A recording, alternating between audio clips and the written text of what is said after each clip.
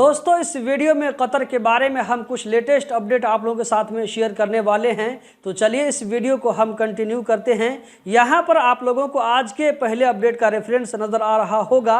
इसमें ministry of commerce and industry की तरफ से कहा जा रहा है कि आने वाले दिनों में आप लोगों को जो बलदिया का पेपर मिलता है, जिसको रुखसा बलदिया या म्यूनिसिपैलिटी का जो है पेपर कहा जाता है, तो इसमें आप लोगों को उन्वान अल मुनशा के नाम से खाका मिलेगा, जहां पर कंपनी का जो है पूरा एड्रेस रहेगा।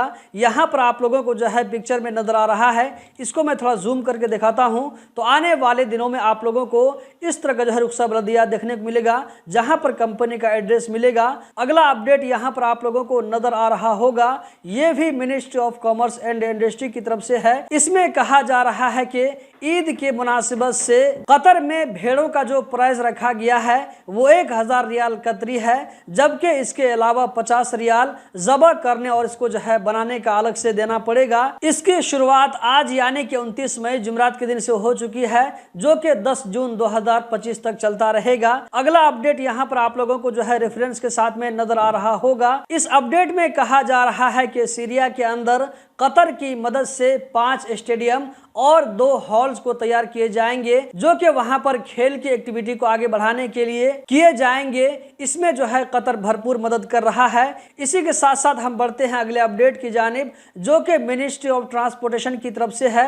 मिनिस्ट्री ऑफ ट्रांसपोर्टेशन की तरफ से टैक्सी और लेमोजिन ड्राइवरों के खिलाफ कार्रवाई करते हुए यहाँ पर कहा जा रहा है कि कई टैक्सी वालों के खिलाफ जो है कार्रवाई करते हुए इसको जब्त करने का काम किया गया है। ये लोग क्या कर रहे थे कि ऑनलाइन एप्लीकेशन के जरिए पैसेंजर को रिसीव कर रहे थे, लेकिन इनके पास में इस एक्टिविटी को करने के लिए लाइसेंस नहीं था। इसी के साथ साथ यहाँ पर कहा जा रहा है कि 11 लेमोजिन ड्राइवर, इसी तरह 13 और भी लोगों को गिरफ्तार करने का काम किया गया है। ये लोग क्या कर रहे थे कि प्राइवेट गाड़ी में पैसेंजरों को उठा करके टैक्सी के तौर पर काम कर रहे थे। अगला अपडेट कतर नेशनल बैंक यानी कि क्यूएनबी की तरफ से है।